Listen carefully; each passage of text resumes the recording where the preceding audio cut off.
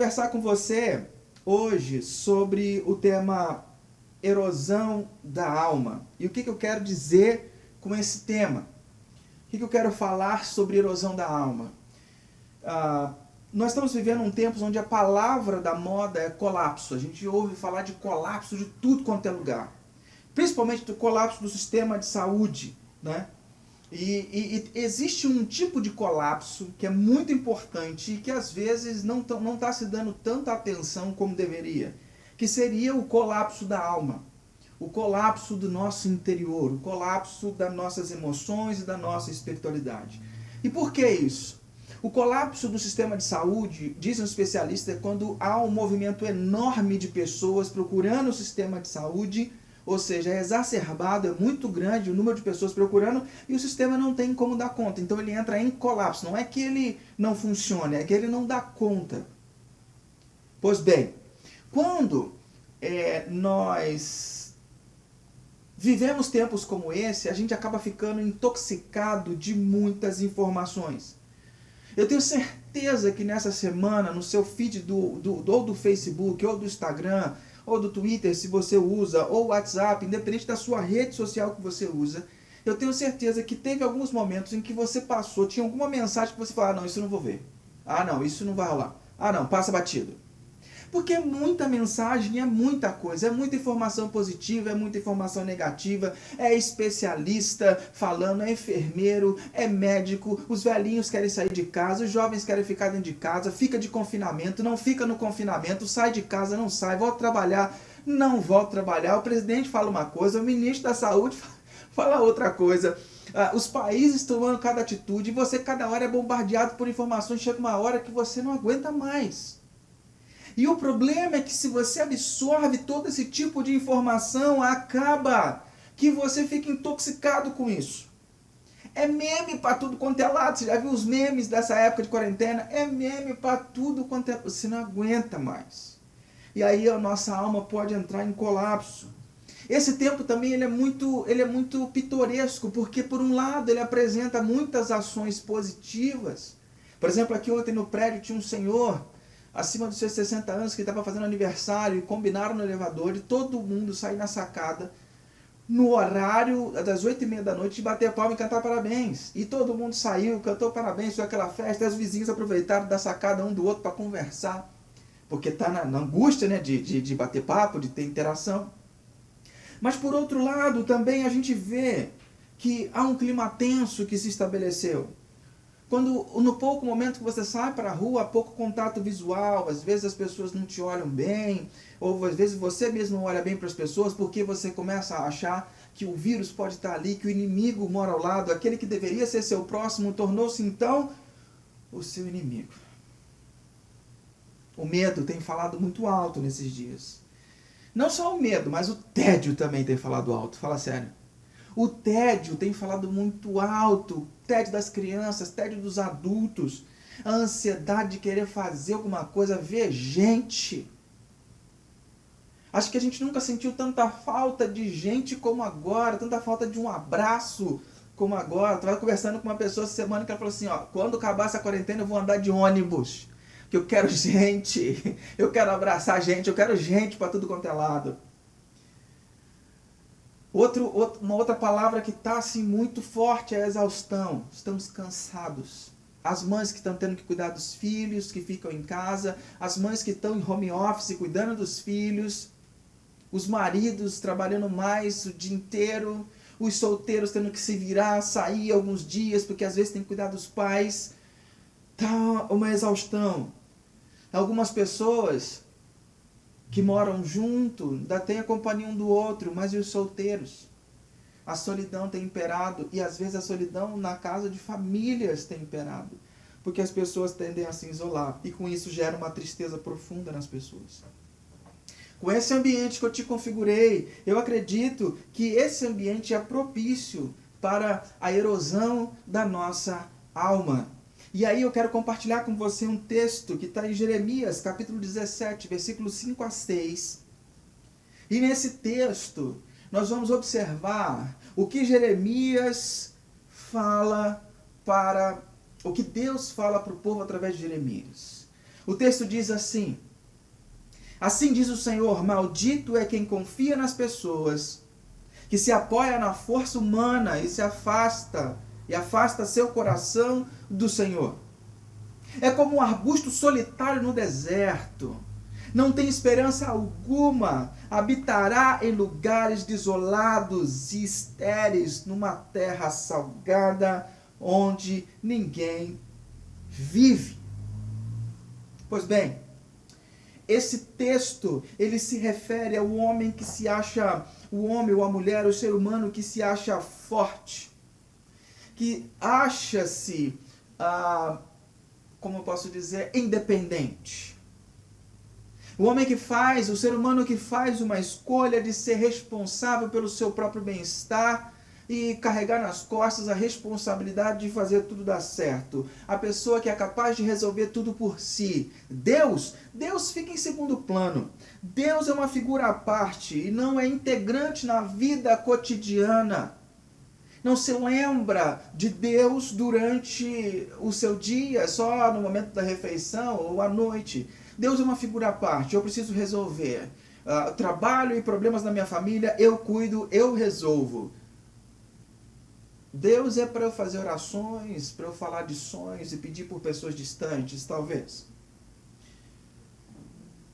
A gente precisa, eu vou te fazer uma advertência agora, a gente precisa sair do lugar comum nesse momento, para a gente poder entender isso. A gente precisa sair desse lugar comum. Por quê? Porque se eu falar para você sobre essa pessoa que deixa Deus de lado, às vezes você vai falar assim, eu não me enquadro. Eu não me enquadro nesse processo. Mas, se você começar a sair do lugar comum para refletir e aprofundar um pouco mais, você vai começar a olhar para os seus dias, quanto tempo durante o dia você passa sem lembrar de Deus. Quantas vezes você vai para um problema insolúvel sem lembrar de Deus. Quantas vezes você olha para o seu horizonte, para uma conquista financeira, para a compra de alguma coisa e você não considera a ação de Deus. Quantas vezes você vê um problema na sua família e você procura soluções em todas as circunstâncias, mas não lembra de Deus. Eu quero que você saia do lugar comum, da reflexão comum e se aprofunde para você poder ter aderência a essa mensagem, para ela poder falar ao teu coração. Porque muitas vezes nós blindamos o nosso coração e ficamos aqui na esfera de cima e falamos, isso não tem a ver comigo, isso tem a ver com fulano de tal. Mas quando nós mergulhamos, saímos desse lugar comum, mergulhamos então, aí sim, nós começamos a entender e a ver como que isso tem aderência ao meu e ao seu coração. Então eu convido você, saia do lugar comum e aprofunde o seu raciocínio, o seu entendimento nesse texto. O texto está dizendo, Deus está dizendo que é maldito esse tipo de gente que confia nas pessoas, que se apoia na força de outros seres humanos. Porque para Deus é como se essa pessoa estivesse vivendo sem raízes, sem propósito em uma terra que nada cresce. É como se essa pessoa tivesse isolada, ela não tem onde buscar auxílio senão nela mesma. E se uma planta dessa não tem um reservatório de água, não tem onde buscar, ela logo vai secar e vai morrer. E se nós não temos aonde reabastecer os nossos tanques, o que vai acontecer conosco? Nós iremos secar e amargurar. Nós iremos amargar. E esse ambiente onde a gente começa a carregar tudo nas nossas costas, toda a responsabilidade e tende a amargar, é o ambiente propício para a erosão da alma. O que é o conceito da erosão? O conceito simples e básico da erosão é que erosão é o processo ou resultado de desgastar-se lentamente. Ou seja, a erosão ela causa um desgaste dentro de nós que é lento e às vezes imperceptível. Ela opera da mesma maneira em todo mundo, só que o reflexo dela às vezes demora mais ou menos para aparecer. Numa montanha gigantesca, a erosão, às vezes a gente vai passar uma vida sem perceber o tamanho que ela diminuiu. Numa montanha menor, às vezes a gente consegue perceber depois de 10, 15, 20 anos, a diminuição do seu tamanho. A erosão, ela é lenta, ela é progressiva, ela é silenciosa. E ela é constante. Na minha reflexão de hoje, eu vou citar algumas frases, e todas elas são do artigo da revista Christianity Today, que é uma publicação americana sobre as igrejas do mundo todo. E eles fizeram uma conferência entre os pastores da Itália e da Espanha com os pastores dos Estados Unidos, agora em março, conversando sobre a epidemia do coronavírus e saber como que os pastores da Espanha e da Itália estavam lidando com as dificuldades daquele tempo, o que eles tinham para ensinar para os americanos, porque logo, logo os Estados Unidos seria o que é a Itália hoje. E nessas conversas nós tivemos muitas frases. E o Miguel Castilho, ele diz assim: quando uma crise aparece, o que está dentro de você também aparece. Quando uma crise aparece, o que está dentro de você também aparece. O Miguel Castilho é coordenador de treinamento, plantação de igreja do M4 Europa. Ele está lá no bojo e ele está vendo essas circunstâncias. Ele diz, e nesse tempo Miguel percebeu que realmente não treinamos pessoas para se alimentar das Escrituras. Em tempos de erosão da alma, em tempos de conflito, a igreja na Europa percebeu que na crise veio à tona tudo que estava dentro da igreja da Europa. E o que estava dentro da igreja da Europa, eles perceberam que não era suficiente para esse povo passar pela crise. Eu pergunto para você, o que nós temos feito no Grupo Valinhos? Nós temos brincado de fazer celebrações dominicais? Ou realmente nós estamos nos preparando para o tempo esse tempo que vai vir? Como é que nós vamos responder a essas circunstâncias nos tempos de agora? Essa é a pergunta que eu me faço e faço para você. Como é que nós, como cristãos, vamos responder esse tempo agora? Porque em tempos de erosão da alma, lembre-se dessa frase, o que está dentro de você também aparece. Quando uma crise aparece, o que está dentro de você também aparece. Só que o próprio Deus faz um contraponto com Jeremias.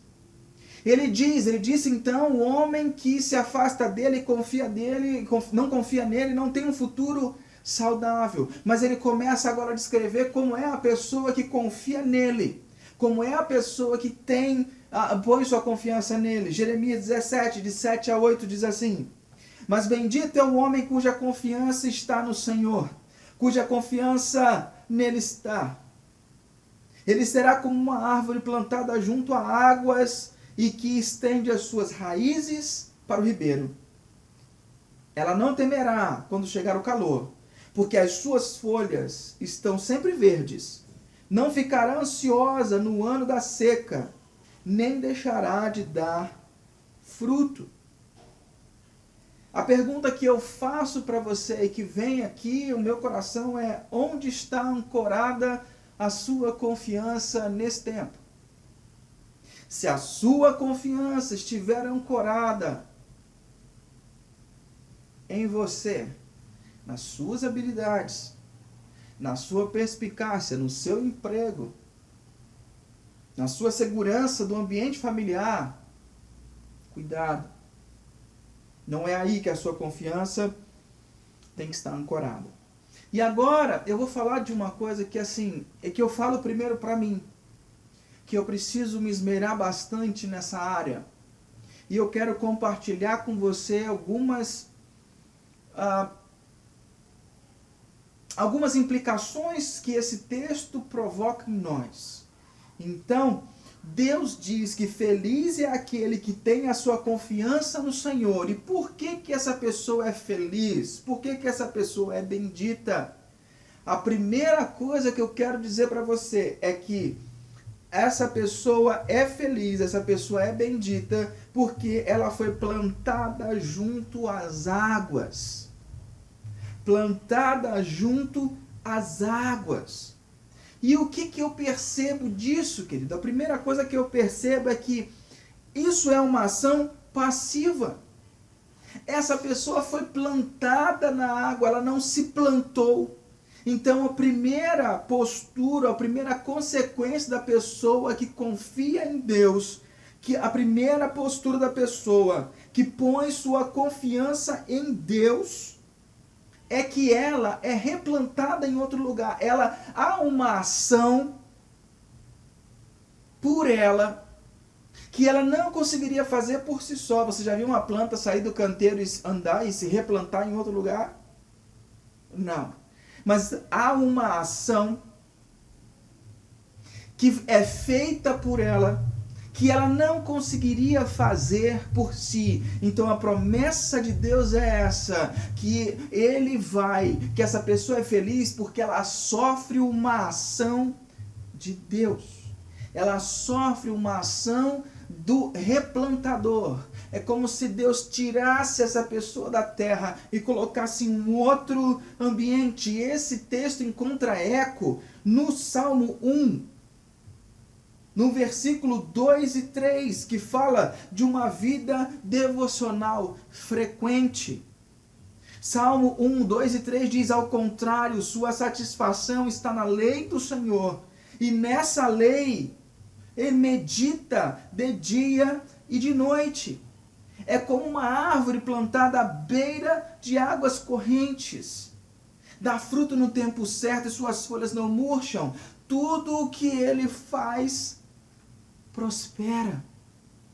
Que ambiente é esse que está sendo configurado aqui? É o ambiente de uma vida devocional. É o ambiente de uma vida de devoção. Por quê? Porque a vida de devoção, a vida com regularidade, a vida em contato perene, constante com Deus, ela protege você e a mim da erosão da fé. Ela protege dessa erosão que é silenciosa, que é persistente, porque nós não conseguimos perceber uma erosão a olho nu.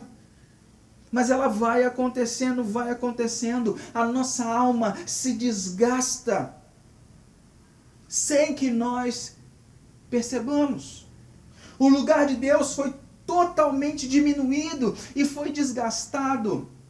Não há mais lugar para Deus. Isso você já deve ter percebido na sua jornada, na sua vida. Que em alguns momentos você está lá em cima, você está forte, você está poderoso, você está confiante. Mas aí basta você ter um momento de bonança, você vai esquecendo, você vai deixando, as suas orações da manhã já não são mais frequentes, as orações da noite já não são mais frequentes. Você esquece ou não prioriza ter os momentos devocionais, de fazer suas disciplinas espirituais, de fazer a leitura, de fazer o seu momento de silêncio, de estar com Deus, e continuamente, lentamente, isso vai corroendo a sua alma, e sua alma vai se transformando na forma original dela, que é com o desejo de se afastar de Deus. Então a vida de devoção, ela nos protege da erosão da fé, mas também nos protege da perda da transcendência.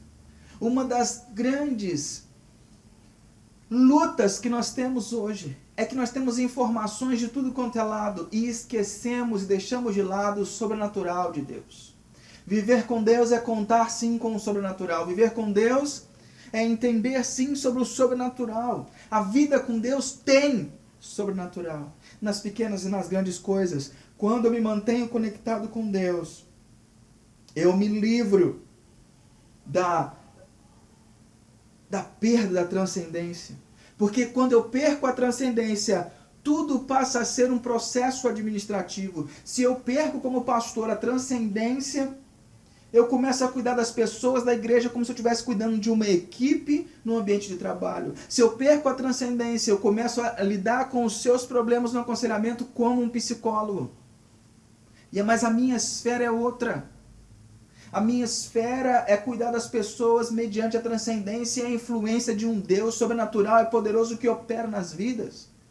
Se eu perco a transcendência, o lugar de Deus ele é diminuído. E tudo se torna uma ferramenta para mim. Tudo se torna apenas uma ferramenta. E por último, a vida de devoção nos protege da desistência da caminhada. Quantas pessoas não foram minguando, até desistiram de caminhar, deixaram de caminhar. Não é o nosso, não pode ser o nosso, a nossa história. Para prevenir isso, nós precisamos manter uma vida constante devocional. Uma devocional constante. O Ed Stetzer tem uma frase, no mesmo artigo, todas as frases são do mesmo artigo, que ele diz: a crise que muitas igrejas estão enfrentando é que elas não equiparam homens e mulheres adequadamente para liderar as pessoas em suas casas e vizinhanças. O que ele quer dizer com isso? O que nós precisamos entender disso aqui? Você está equipado para cuidar da espiritualidade da tua casa, dos seus vizinhos? Mas como você pode fazer isso se você não experimentou? Como você pode fazer isso se você não consegue ter regularidade na sua? Não estou dizendo que a gente precisa ser perfeito antes de executar isso, mas isso precisa ser verdade em nós. Precisa ser uma luta constante. Não precisa ser vencida, porque nós só vamos vencer isso na eternidade. Mas precisa ser uma verdade, precisa ter importância para nós. Para eu falar para você, faça a oração da manhã, tenha um tempo da oração da noite. Isso precisa ser verdade para mim. Não vou dizer para você que às vezes eu não fraquejo. Não vou dizer para você que às vezes eu não esqueço. Claro que esqueço. Mas eu sempre estou em batalha para manter o meu ritmo, para manter a minha vida devocional, para depender de Deus em tudo que eu faço. Isso é muito importante para a gente. Então, recapitulando, a primeira coisa, primeira característica dessa pessoa que confia em Deus é que ela é plantada junto a águas, ela sofre uma ação passiva. E a segunda coisa é que estende suas raízes para os ribeiros. Percebe? Primeiro, essa árvore ela é plantada num lugar, uma ação passiva. Agora, essa árvore tem uma ação ativa, que é estender suas raízes para o ribeiro. Ou seja, ela foi plantada no lugar correto, no lugar perfeito. Então, ela, nesse ambiente de graça, pode alcançar alimento. Então, o que é esse ambiente de graça? Deus entra em seu favor, sabendo que você tende a se revoltar contra Ele, tende a não ouvir as orientações dEle, tende a tomar as rédeas da sua vida. Ele mesmo assim, numa atitude de graça, sabendo da sua vontade, mas também da sua necessidade, Ele decide pegar você com as suas raízes, levar para um ambiente, para um solo fértil e dizer: agora, filho, você tem tudo que você precisa, alimente-se. Perceba? Ele te planta, mas quem vai buscar o alimento é você. Quem tem que buscar quem tem que lutar contra a erosão da alma é você. O ambiente de graça já te coloca nesse lugar propício. E agora é você que tem que estender suas raízes para o ribeiro. Essa é a segunda coisa. A terceira coisa que esse texto me apresenta são 3 consequências seguidas de quem foi plantado e busca alimento. Porque não adianta você ser plantado e não buscar alimento, ficar passivo. E não adianta você buscar alimento num solo horrível. Mas não, a sequência de que Deus está dizendo é: eu pego você, eu planto e agora você vai buscar. E qual é a consequência dessas duas ações? A consequência dessas duas ações é a terceira coisa que eu quero falar para você. Não temerá quando chegar o calor. Olha que coisa linda. Não temerá quando chegar o calor. Essa árvore não vai temer, não vai precisar temer. E por que ela não vai precisar temer? Porque o texto diz: pois as suas folhas estão sempre verdes. Porque ela se alimentou, porque foi plantada no lugar correto. E essa graça, essa ação intencional, desprovida de merecimento, protege. A gente precisa entender que Deus é o nosso alfa e o nosso ômega. O começo e o fim, a nossa vida está no meio, entre o alfa e o ômega. A nossa vida está no meio de Deus, entre o começo e o fim de tudo. Então, a nossa vida se desenvolve em Deus, tudo é feito por Ele, para Ele e por meio dEle. Só que nós nos esquecemos e mecanizamos as coisas. Nós nos esquecemos e mecanizamos tudo.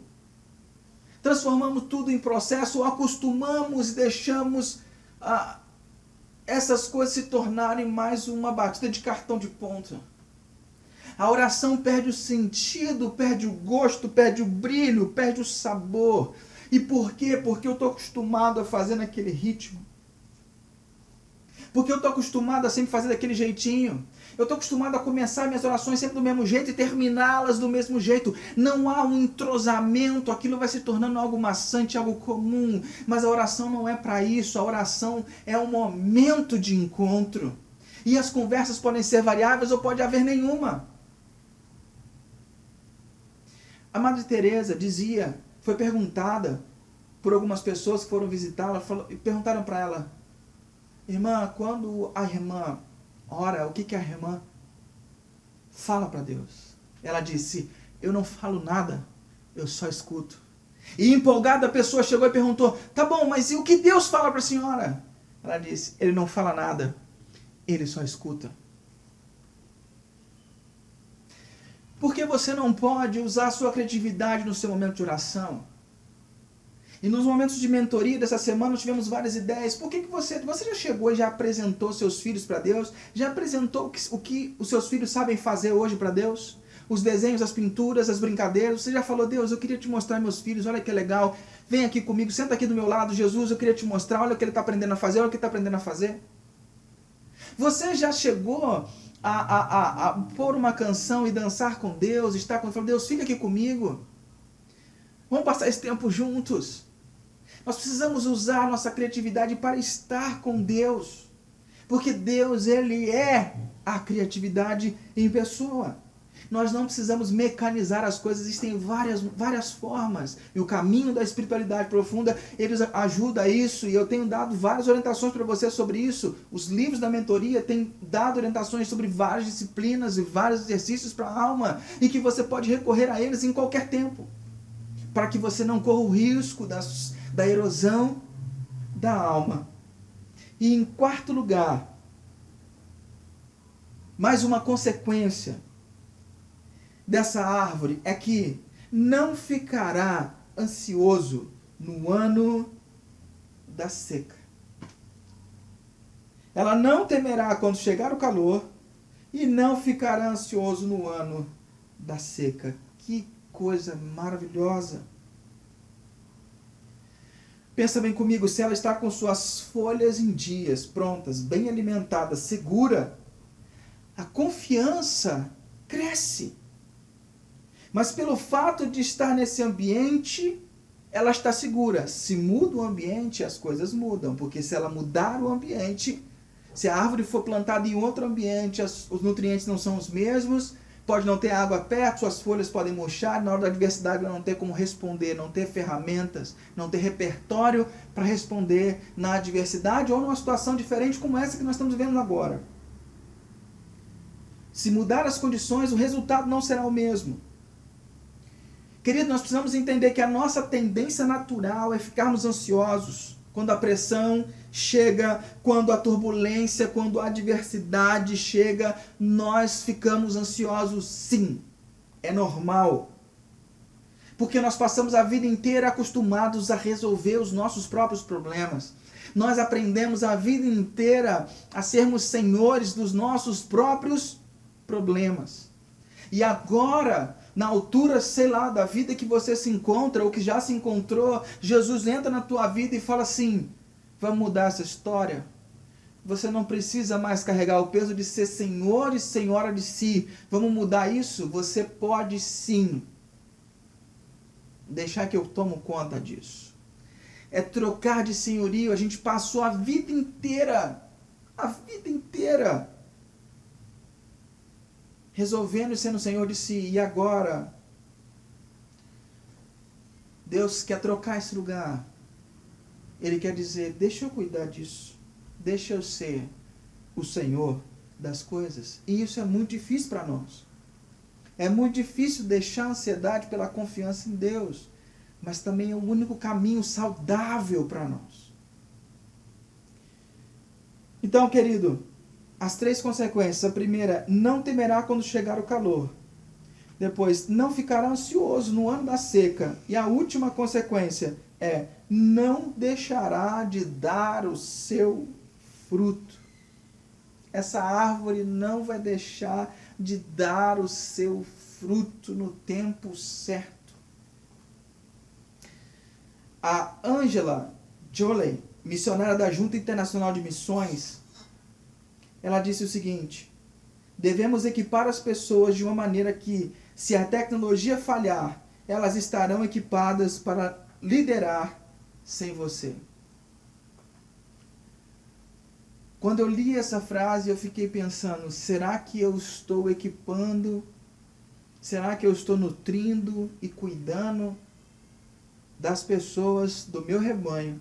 De forma que, se a tecnologia falhar nesse momento, você vai ficar desse outro lado aí, seguro e segura com a sua família, porque vocês estão equipados, porque vocês conseguem fazer as celebrações domésticas, porque vocês vão estar nutridos espiritualmente. Ou então, depois que esse lockdown acabar, que a gente puder voltar a celebrar, será que eu vou encontrar pessoas em cacos? Será que eu vou encontrar pessoas que eu não consegui capacitar? Será que eu vou encontrar pessoas de que maneira?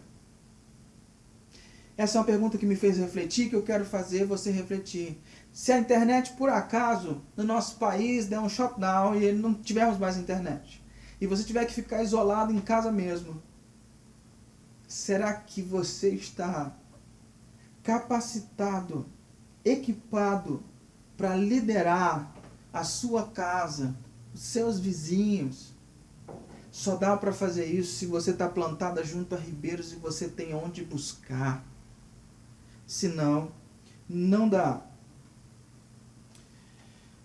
O Justin Villequet, pastor da Nuova Vita, na Itália, ele disse o seguinte: enquanto o mundo ao nosso redor está cheio de medo e incerteza, esta é a nossa oportunidade de brilhar como luzes na escuridão. Podemos ser uma comunidade de pessoas com corações calmos como o mar. Uma comunidade que ouviu sua voz e anuncia seu grande poder e amor infinito ao mundo. Esse é um pastor que está lá na Itália, no meio do furdunço, e diz isso para nós. Nós podemos, no meio do caos, dar esses frutos.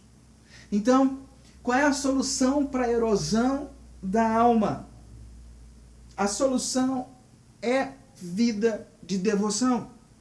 A vida de devoção nos mantém em dia com Deus, traz a Bíblia para dentro da nossa alma, torna Deus um amigo mais íntimo da gente e nos enche da shalom de Deus. E o que é a shalom de Deus? Naturalmente a gente traduz como paz, mas a shalom é mais do que o conceito de paz. Shalom é a certeza que Ele vai prover aquilo que é necessário. Então a vida de devoção traz essa segurança para nós. E Deus termina esse texto de proposta para o povo, dizendo uma fala muito peculiar. E por que essa fala é peculiar? Porque talvez, se você me acompanhou e raciocinou comigo até aqui nessa mensagem, você automaticamente sentiu que talvez a minha palavra apontou erros, acusou você de algumas coisas, você se sentiu incomodado, viu que sua vida precisa ter uma mudança. E então você na sua cabeça já está tramando, fala, a partir de hoje eu vou ser diferente, a partir de agora eu vou dar uma mudada, a partir de agora as coisas vão mudar um pouco, porque não podem ser assim. E Deus é muito sábio, olha só o que Ele fala para Jeremias e fala para pessoas, para mim e para você, que confiam nas suas próprias decisões para mudar o cenário da sua própria vida. Ele fala o seguinte, Jeremias 17, de 9 a 10. O coração humano é mais enganoso que qualquer coisa e é extremamente perverso. Quem sabe de fato o quanto é mal? eu, o Senhor, examino o coração e provo os pensamentos. Dou a cada pessoa a devida recompensa de acordo com as suas ações. Você prestou atenção nesse texto? Ferrou. Olha só, Deus descreve, fala assim, ó, quem se afasta de mim é como um arbusto no deserto, vai secar, vai naufragar. Quem fica comigo tem todas essas condições boas que eu acabei de apresentar. A vida vai ser boa, vai ser segura, vai se preparar bem, vai ter a minha ação na vida deles e as coisas vão dar certo. O problema é se você quiser ficar comigo, confiar no seu próprio coração, confiar nas suas próprias decisões. Aí Deus vem e fala assim, o seu coração é enganoso, viu? Confia nele não. Porque eu sei o que está aí dentro e eu julgo você pelo que está aí dentro. Eu julgo você pelo que você faz, pelo que você pensa. E eu dou a cada pessoa a devida recompensa de acordo com as suas ações. Ferrou. Como é que a gente sai dessa? Como é que Jeremias sai dessa? Como é que eu e você saímos dessa? Pô, se eu estou vendo que eu preciso ajustar algumas coisas na minha vida, e eu ia tomar decisão, mas você está falando que não pode. Por quê? Porque Deus vai ver o meu coração e eu não tenho força suficiente para manter isso. Qual é a minha saída então? O que eu faço? A gente precisa entender que esse texto é uma constatação de Deus sobre os caminhos a serem seguidos. E Jeremias entende a conversa que Deus está tendo com ele. Jeremias, ele sabe que o coração dele é totalmente tendencioso para caminhar para longe de Deus, assim como o meu e o seu. Jeremias entendeu o que Deus estava dizendo, que Jeremias, se você quiser viver comigo pautado nas suas próprias decisões, na sua própria força, não vai adiantar. E eu vou julgar você pelo teu esforço. E toda vez que você falhar, eu vou condenar você. E eu vou retribuir de acordo com a tua falha. Porque eu não tolero falha. Jeremias, então, desesperado, no versículo 14, ele diz o quê? Ó Senhor, se você me curar, serei verdadeiramente curado. Se você me salvares, serei verdadeiramente salvo. Louvo somente a ti. Talvez se você está com o ouvido afiado nas nossas pregações, ao você ver esse texto, você já sabe para onde a gente vai caminhar. Para onde nós vamos agora? Deus é um Deus implacável. E se Ele olha para dentro de nós e nos retribui de acordo com o que está dentro de nós, e o coração é enganoso, nós estamos fritos. Por isso Jeremias pede, Senhor, me salva de mim. Porque eu não tenho condições de ser plantado num lugar bom, eu não tenho condição de ser essa pessoa, eu não tenho essas condições. Eu não tenho força de vontade de estar com você na oração da manhã e da noite, eu não tenho essa força de vontade, Deus. Me ajuda. Jeremias pede, me salva de mim. Jeremias também era tendencioso à independência. Todos somos tendenciosos a sermos independentes, a bater no peito, a matar no peito e falar, deixa que eu resolvo, não vai dar certo, segura a onda. E pessoas assim são extremamente valorizadas, que demonstram uma grande segurança. Então, se você tem uma pessoa assim dentro de casa que fala assim, vai ficar tudo bem, você fica bem, você fica tranquilo, porque se essa pessoa disse que vai ficar tudo bem, vai ficar tudo bem. Só que nem todo dia é dia de pizza. Nem todo dia as coisas acontecem. E aí vem o desastre. E aí as coisas começam a enrolar. Aí as coisas começam a degringolar e a gente não tem mais saída. Às vezes em algumas coisas na sua vida você tem matado no peito e diz, deixa que eu resolvo. Vai ser assim, vai ser desse jeito, estou certa e vou fazer. Isso está custando um preço caro, isso está drenando sua energia, isso tem te mantido num lugar desértico, isolado como um arbusto. O que Deus revela aqui, Ele revela que Deus é simples. E quando eu digo que Deus é simples, é que Ele consegue agir com todos os seus atributos da mesma forma. Nós, seres humanos, somos complexos, porque às vezes o amor fala mais alto do que a justiça, a misericórdia fala mais alto do que o amor. A gente é um ser muito complexo. Deus não, Deus é simples, no sentido de Ele conseguir trabalhar todos os seus atributos da mesma forma. Então Deus consegue agir com a sua justiça e agir com o seu amor, porque a justiça de Deus demanda punição, mas o seu amor demanda absolvição. Qual é a saída para isso? A saída para isso tem um nome, chama-se Jesus Cristo. Ele é a resposta completa de Deus. Jesus é a resposta completa de Deus para mim e para a sua vida.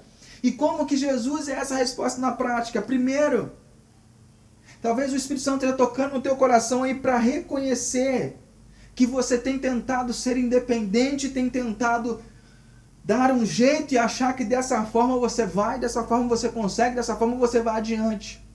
E aí talvez hoje seja um momento de você repensar isso, se arrepender dessa postura e assumir uma nova postura.